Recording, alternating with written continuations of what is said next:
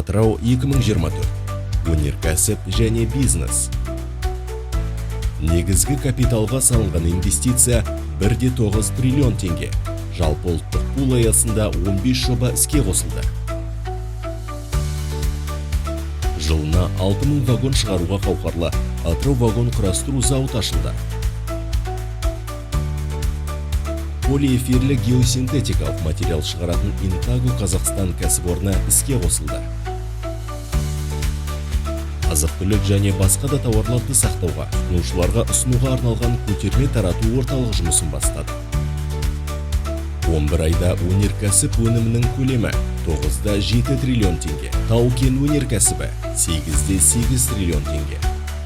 Өңдеу өнеркәсібі 728,2 миллиард теңге. Өндірілген мұнай көлемі 46,2 миллион тонна. Өндірілген ілеспе мұнай газы 24,5 миллиард текше метр.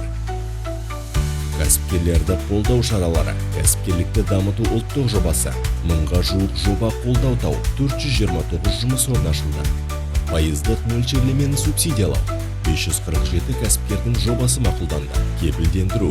361 жоба қолдау тапты. 291 кәсіпкердің жобасы қайтарымсыз грант арқылы қаржыландырылды.